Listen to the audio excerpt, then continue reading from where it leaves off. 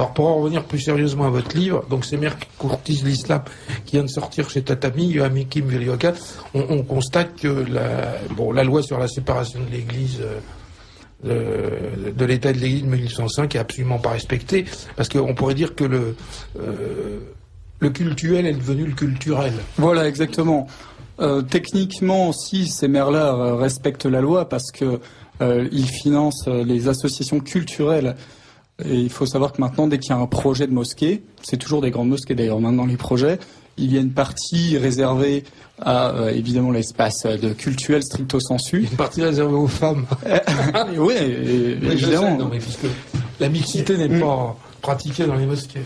Et comme la mosquée, il faut savoir que ça comprend un espace d'enseignement, une bibliothèque, une médiathèque, etc. C'est pas du tout à comparer avec une église. Donc, ils scindent en deux les projets. Il y a la partie culturelle où là, il y a les salles de classe. Par exemple, François Fillon, quand il a inauguré la mosquée Al-Islah d'Argenteuil, il faut savoir qu'en haut, au palier, à l'étage, il y a 130 places assises pour des élèves. Donc imaginez quand il y a les rotations de classe, etc., tous les jeunes d'Argenteuil alentour vont pouvoir avoir des cours de charia gratos. Et voilà, donc ça c'est la partie culturelle. C'est comme à Roissy-en-Brie, il y a un très bon exemple. Il y a le Conseil général qui a voté à l'unanimité, donc c'est le Conseil général de Seine-et-Marne, à l'unanimité des élus UMP et PS, une subvention de 185 000 €.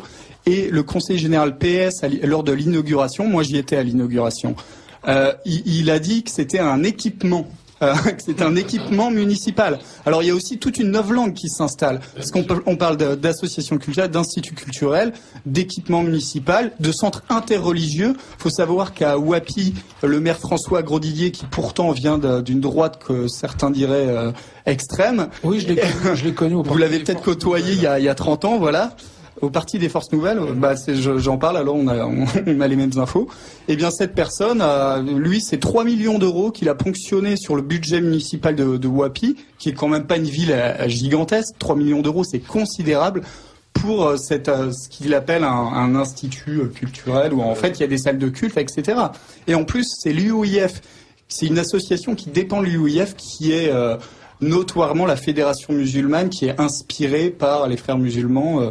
Donc c'est un véritable scandale. Ça devrait faire la une du Monde, par exemple. Et des exemples, j'en cite à foison. Le livre est assez épais, il fait 270 pages.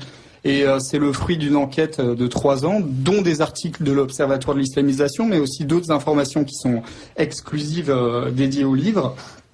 Et je parle des mairies de Marseille, de Bordeaux, parce qu'Alain Juppé a acheté un terrain, quand même, il y a 8 hectares pour 8000 mètres carrés de terrain, ouais, pour la grande mosquée de Bordeaux. 0,8 hectares. Ouais, excusez-moi. Et mais c'est grand quand même. C'est quand même grand. Parce que ça représente plusieurs centaines de milliers d'euros. Dans le quartier de la Bastide à Bordeaux, mais il s'avère que les riverains ont commencé à grincer des dents. Et le projet serait gelé, mais il y avait déjà les plaquettes qui étaient sorties avec le chef de projet Tarek Oubrou, qui est quelqu'un qui est un islamiste. J'ai vraiment les preuves dans mon livre. C'est quelqu'un qui s'est prononcé dans le passé, en interne, parce que il y a le discours en interne et il y a le discours communication pour la presse française, et puis les journalistes français gobent tout.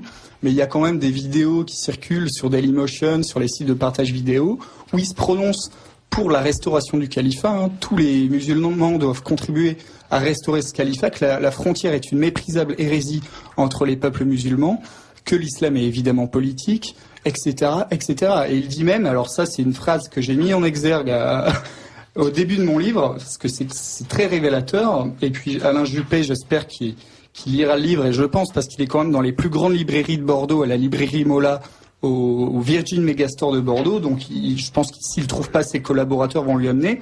Alors, Tarek Oubrou, le copain d'Alain Juppé, parce qu'Alain Juppé dit avoir d'excellentes relations avec les leaders de la communauté musulmane, eh bien, Oubrou, dans une de ses conférences qu'il donne à ses fidèles, il dit « La politique des musulmans, ce n'est pas la politique des autres. La politique des autres est construite sur le mensonge. » Voilà.